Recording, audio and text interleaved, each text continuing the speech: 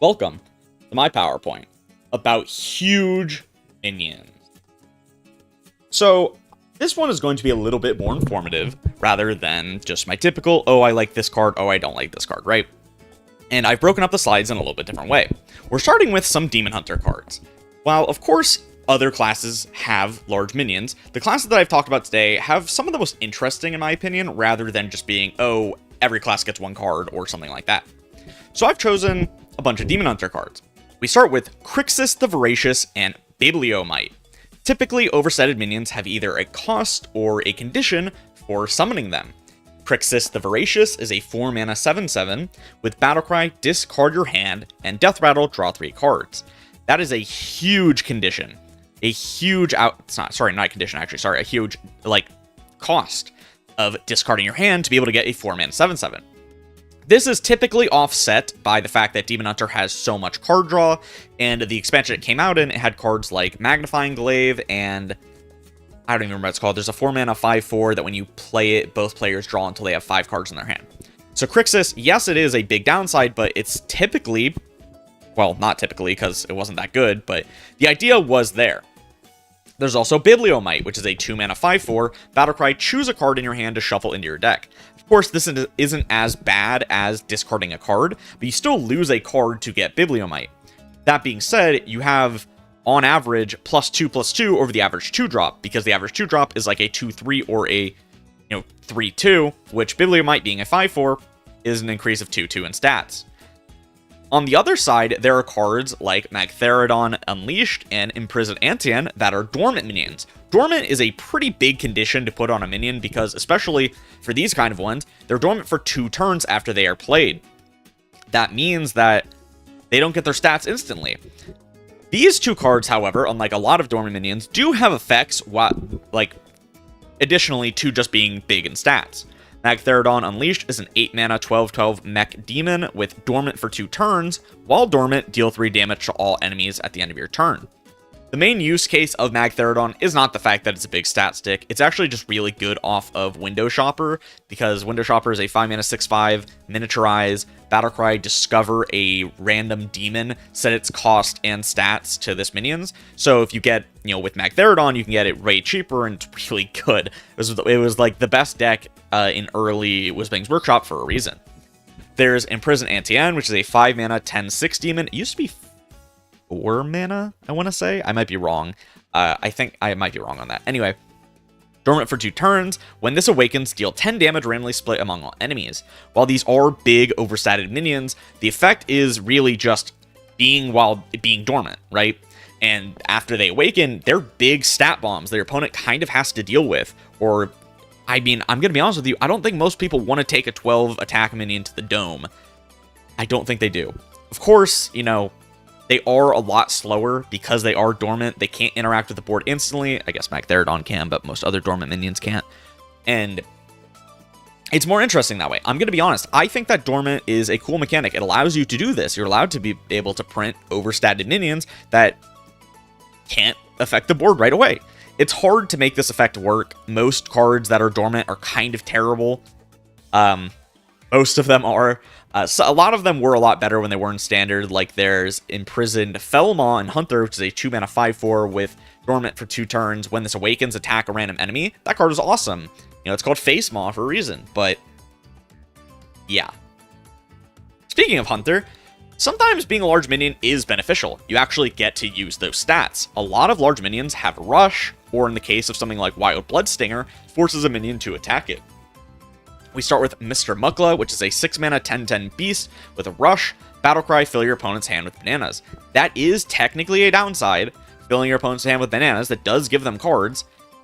Most of the time, it's not that big of a downside if they do burn a card or if they're not a deck that builds a lot of minions. But if they do have a lot of minions, giving them like 3 or 4 bananas can add up in damage that can kill you. Hunter hasn't been known for being a class that has a lot of healing, so giving your opponent some extra fuel and damage in hand can matter.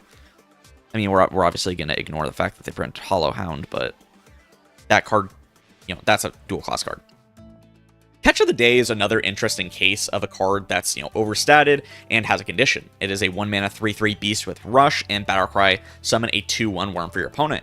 you can technically ignore the Worm, and then the Catch of the Day is just a 1 mana 3/3 with Rush. But if you are playing Catch of the Day yourself, it's typically going to be trading into that Worm, leaving you behind a 3/1, which isn't necessarily overstated. There are 1 mana 3/1s. But a lot of large minions have ways to get around their downsides. In the case of Catch of the Day, you can play with Trusty Fishing Rod, which is a 3 mana 1/2 weapon. After your attack, summon a random 1-cost minion from your deck. That means it bypasses the Catch of the Day Battlecry. A lot of large minions work in that same way, where they will have some way to bypass their negative effect. And Catch of the Day is a prime example of one how. Gorm the World Eater. This is another card that makes use of the dormant mechanic, and similarly to Magtheridon, it does something while it's dormant. 3 mana 12/12 beast, dormant for 5 turns. At the end of each turn, destroy the minions to the right of this to awaken 1 turn sooner. Sorry about that. I had to take a phone call. I don't know if any of you guys saw on Twitter, but I posted that I use my YouTube outro as my ringtone. I've been doing it for a little while. I never actually mentioned that before. I just think it's really funny. Anyway, about Gorm. So after the expansion has come out, Gorm is starting to be used in Egg Hunter decks. And, well, you might be thinking, oh, like using Nerubian Egg and the new Extraterrestrial Egg, and like, no. People were trying to use it in Mystery Egg Hunter, and I tried it. I played about 20 games with it, and in about half the games, I did not draw Gorm. And when I didn't draw Gorm, I kind of just lost, because if you don't know what Mystery Egg is a 4 mana 0/3 egg with miniaturize and Death Rattle. Add a add a copy of a beast to your hand from your deck. It costs 4 less. So if Gorm is in your deck, sometimes you hit Gorm. And if you hit Gorm, that's really awful, because you want to be hitting cards like Mistra Mukla and Hollowhound and Sasquatch and King Plush. You don't want to be hitting Gorm ever.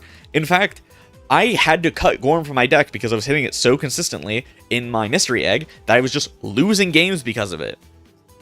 I get the idea behind Gorm the World Eater, but holy crap, this card is awful. I know that's not really related to it being a big minion, but it is a very large minion. It's a 12/12. No, you're supposed to put it Death Rattles right next to it so it'll come out sooner, but like, it's just stats. It doesn't even do like anything when it wakes up. Yeah, it pops some Death Rattles, but it's only gonna pop like 3 of them. It's just like, eh.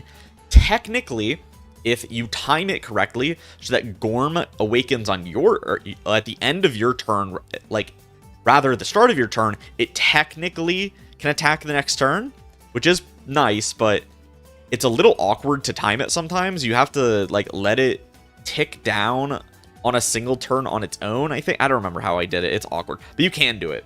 It's just very awkward. And then lastly, there's Wild Bloodstinger. This is a really iconic minion. A lot of people like this guy. He's just not very good. 6 mana 6/9 beast, Battlecry, summon a minion from your hand or from your opponent's hand to attack it. This is like the epitome of an overstated minion using the fact that it is a huge minion to do stuff. It'll summon a minion from your opponent's hand. It's a 6/9, so it's relatively likely to kill anything that isn't super large, and then it's very likely to survive almost everything. There's almost no minions in the entire game that have more than 9 or have 9 or more attack. It's very rare when it happens, and that still leaves behind a body. The issue is that you're leaving behind like a 6/1 body, and if the Bloodstinger didn't kill the minion, that's not very good. And Bloodstinger is incredibly expensive. Unlike, well, Dirty Rat. I guess I could have put Dirty Rat in this video. I didn't, but Dirty Rat would also fit this very well. So the thing about like Hunter specifically is all of the Hunter big minions have ways, or not all of them, I guess, but technically they do have ways to act instantly. You can give Gorm Rush with Bunny Stomper. Yeah, it's Bunny Stomper. You can give it with Bunny Stomper, the 2 mana 1/3 beast that gives all of your beasts Rush. You can do it with that, and like that does let you use the stats of Gorm. And that's some things that other classes don't really have access to, is they can't instantly use the stats of their overstated minions. And then there's like Paladin that has minions that have symmetrical effects, like Lumia, Nozdorma the Timeless, or even Anachronos. Lumia is, of course, a 6 mana 9/9 lifesteal. After your hero takes damage, they become immune for the rest of the turn. It's from the newest set. And Lumia, I mean, people are really high up on this card. It's really strong into aggro, especially because, well, if your opponent's playing like a wide swarm deck and then you drop this on turn 6 and they can't instantly kill you, they kind of just lose the game. They either have to trade into Lumia, which is really bad because it's a lifesteal minion, or they hit your face and then they can't deal any more damage.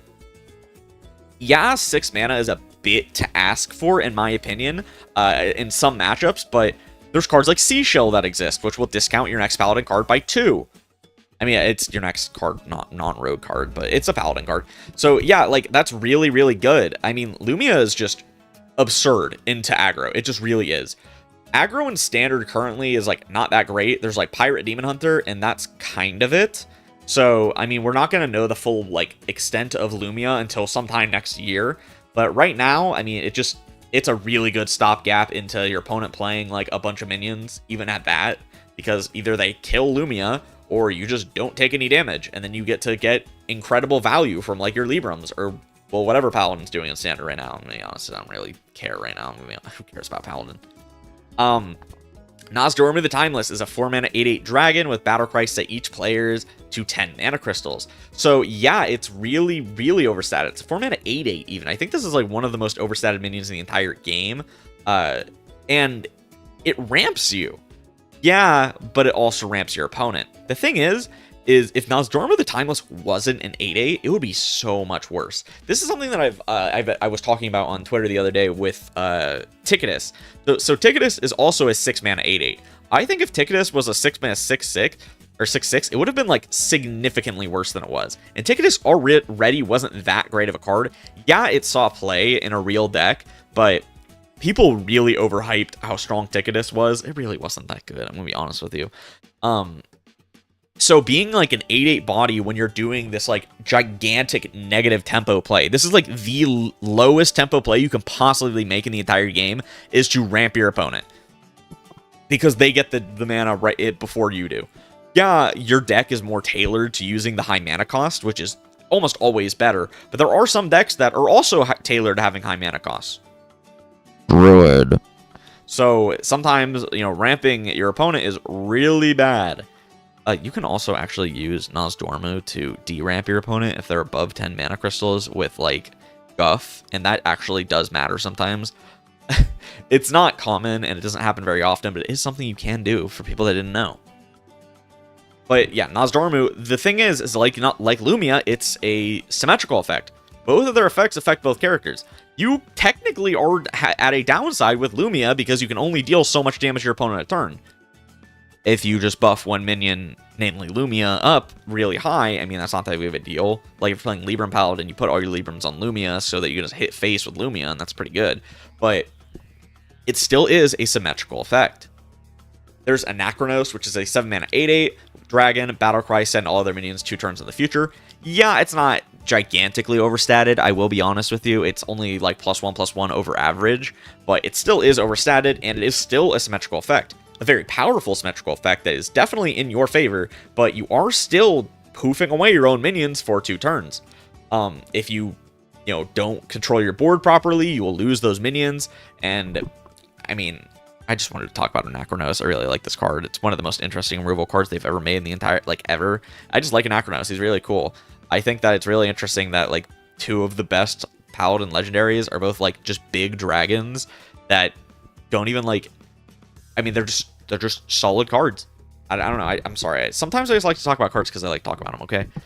And then there's Knight of the Dead. It is a 3 mana 5/5 undead. Battlecry, deal 5 damage to your hero. Mana Thirst, restore 5 health to your hero instead. The reason I'm talking about this card is that technically it is still a downside.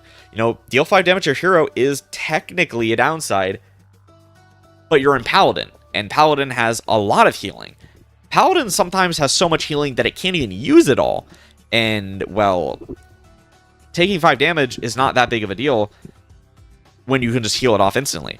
That was the whole idea behind the March of the Lich King set for Paladin, is that, you have so much healing anyway, just deal damage yourself, and then you can use the healing. That's never how those cards really worked out. It's the same deal with Rosickon's Rumble. They did the exact same thing in Rosickon's Rumble, and it didn't work. But There's that.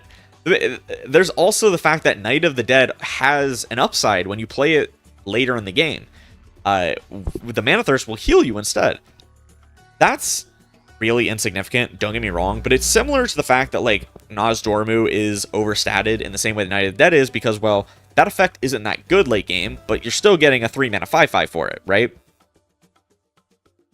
Paladin has a lot of minions like this. I just, like, I mean, a lot of classes do. I'm not putting every class in this video if you hadn't noticed, but a lot of classes have minions like this that are just like, yeah, they are overstated just cuz, almost. I'm not sure, like, what the idea of Night of the Dead really was. Like, when you look back at the package that it came out with, it was just, like, not worth it to play, like, for a heal package, I guess. There weren't really any cards to use with it. It was a little weird. I don't know. I'm gonna be honest with you. I don't really know why they did this self-damage package when there wasn't really anything to go with it. This is kind of really weird. Then we have Shaman. So Shaman is very straightforward. Shaman has a lot of overstated minions, and almost every single one of them has overload. There's technically, like, Meltamental, I think is what it's called. It's from Perils of Paradise. I've never played the card my entire life. It's a 3-mana 3/8 taunt with or elemental taunt that is permanently frozen. That's not an overload card, but it's still overstated. But I mean, it's Shaman, right? Overload is supposed to be this negative keyword that allows you to pay more up front, or will pay less up front and then pay more later. And there's a lot of overload cards that, I mean, have been really popular and really iconic for a long time. You have cards like Totem Golem, which is a 2-mana 3/4 totem with overload 1. This card used to be one of the best cards in the entire game. At one point, it was one of the best cards in the entire game. Aggro Shaman was absurd in Standard. It was great in that deck. Even Shaman was great in Wild, and it was good in Wild. I mean, this is at a completely different time, mind you. But, like, years later. Years later. I wouldn't even consider, like, I mean, it's a night and day difference. The, like, 2016-ish era Hearthstone versus, like, 2022. Night and day difference, right? But, sorry, I just hit my mic. But Totem Golem, I mean, this card just saw so much play for so long. It was an even shaman forever. Like, it only stopped being an even shaman recently because they've gotten, like, finally better cards after, like, 4 totem expansions. They've finally gotten better cards than Totem Golem. That's crazy, right? Like, that doesn't happen often.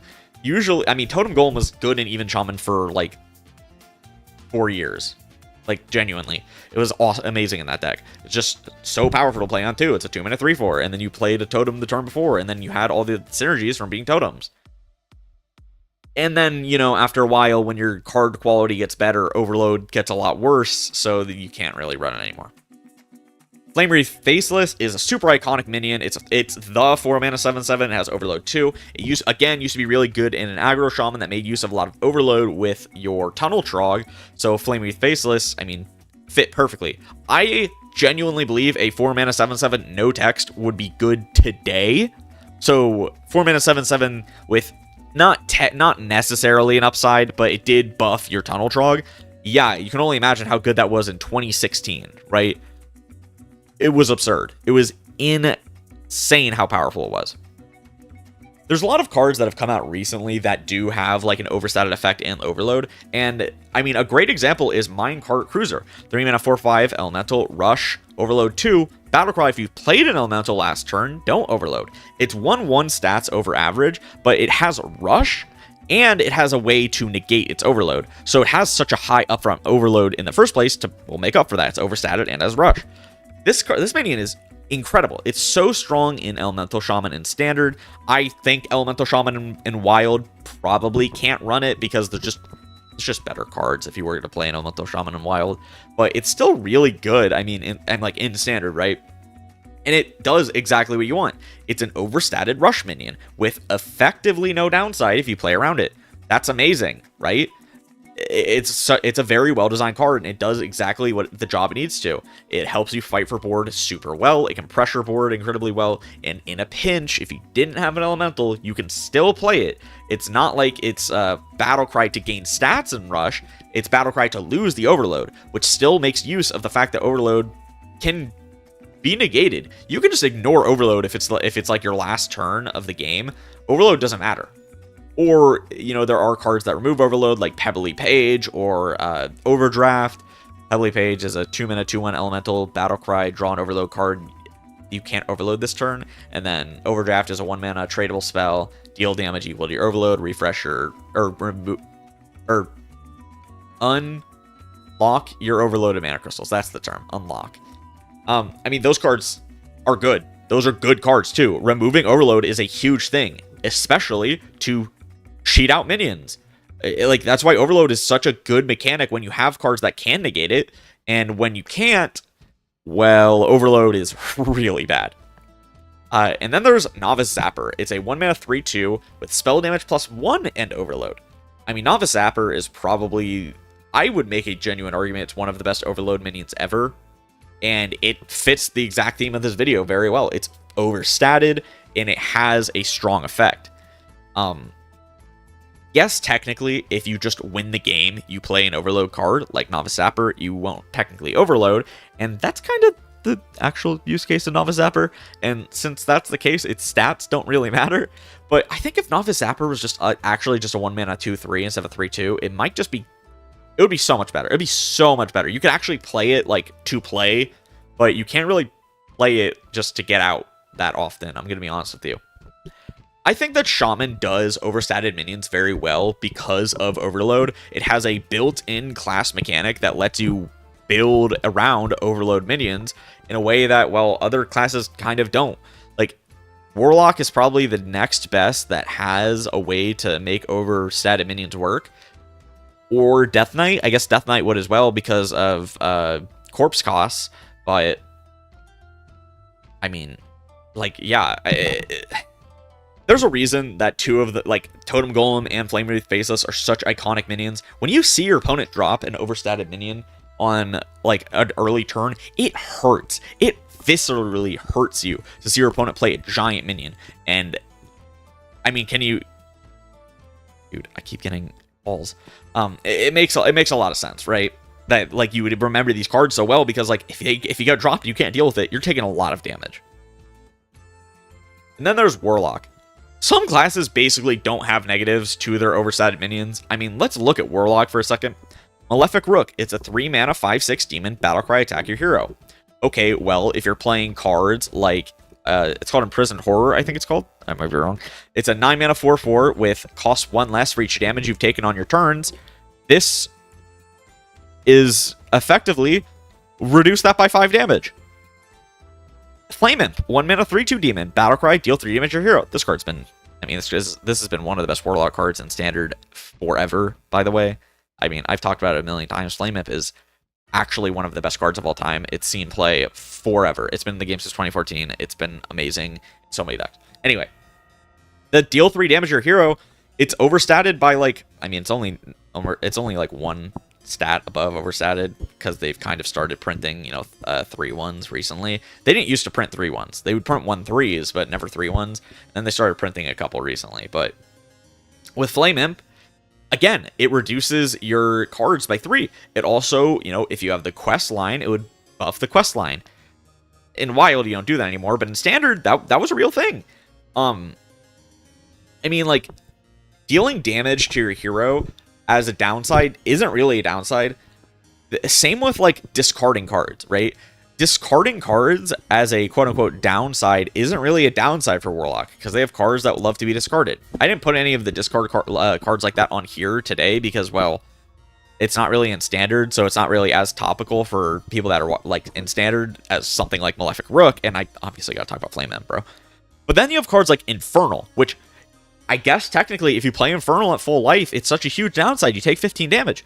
But if you play it below 15 life, it's a 4-mana 6/6 demon with taunt. Battlecry, set your hero remaining health to 15. So if you're on, like, 1 health, it's a 4-mana 6/6 with taunt that healed you. Warlock is so amazing at getting around its own downsides for these big minions. And that's why Warlock is so iconic for having overstated minions. Even during, what's it called? When Showdown of the Badlands came out, they had the Sludge Warlock package and the Waste Remover minion. It's a 4-mana 7/7 demon. At the end of your turn, remove the bottom 3 cards of your deck. That card was overstated, and it helped cycle your. It was like one of the engine cards for Sludge Warlock. And that card was insane. It's a 4-mana 7/7 with effectively an upside. And guess what? It was so strong, it got nerfed. I think it's a 5/7 now. But it was so strong, it even got nerfed. It was also because of Forge of Wills, but I mean, that's yeah, whatever. But again, overstated Warlock minions that have a quote-unquote downsides don't really ever have downsides. They don't. Like, almost never. And then there's Ticketus. Ticketus is obviously one of the most iconic minions in this. It's a 6-mana 8/8 demon. Battlecry, remove the top 5 cards from your deck. Corrupt your opponent's deck instead. That's the thing about Ticketus, is you can't play it on turn 6. All these other cards you could technically play, turns that they have their mana cost for, and, well, that's pretty good. But to get the full value out of Ticketus, you have to wait until turn 8. Because you have to play a 7-mana card and then Ticketus on turn 8. Or I guess if you coin the 7-mana card on 6, you can play Ticketus on 7, but whatever. So you can't play Ticketus on the turn it's played. So it having more stats makes it better as a Corrupt card. Corrupt was a keyword that desperately needed, to be an overstated minion kind of keyword. But a lot of Corrupt minions aren't overstated, and a lot of them suffer from it immensely. Yeah, you have cards like Carnival Clown, which was incredibly understated, but Carnival Clown also got buffed by Survival of the Fittest and, summoned a full board of giant clowns. So, yeah. Ticketus is... People hated Ticketus. Let's be real here. It was such a hated card because people don't like when you would remove 5 cards from their deck, and then when you play Yashara to get Ticketus back, you would remove another 5 cards. People didn't like that. It wasn't that good, though. Like, yeah, it had matchups that it was, like, really strong into, right? Like, it was really good into Galakrond Warlock, which, was a thing around the end of Darkmoon Faire. But, okay, what if you just played against a faster deck that would actually, like, do things and end the game? Then Ticketus didn't really matter because, well, fatigue doesn't matter in that situation. Yeah. Warlock's overstated minions typically have downsides that are beneficial for you in the first place. Yeah, and then there's cards like Ticketus. Let's be real here. I mean, Ticketus doesn't have a downside. It just doesn't. Like, yeah, it technically does, but just don't play it. It's super simple. Just don't do it. Play it when the downside becomes an upside. And yeah, I mean, I like overstated minions. I really do. There are a lot of different overstated minions I could have talked about in this video. I just wanted to get through, like, my thoughts on how overstated minions are handled in Hearthstone, and I think they do it pretty well. It's so easy to make overstated minions that are just degenerate. It really is. And I think that Blizzard has done a relatively good job about it. It's something that a lot of people don't talk about. But yeah, that's gonna be it from me. If you guys enjoyed, make sure to like, comment, and subscribe. Tell me anything down below. What's your favorite big minion? Is it like Tyrantus? Are you an OG and it's like Ice Howl or something like that? Tell me down below. I'd love to hear it. I'll see you guys next time. Peace out. Shadows are rising again! Darker than they've ever been. As evil descends from the skies, the world cries out, how will we survive? Out of the hall of explorers, and up from the dusty tombs, they grab their whips and fedoras. These legends of the past know exactly what to do.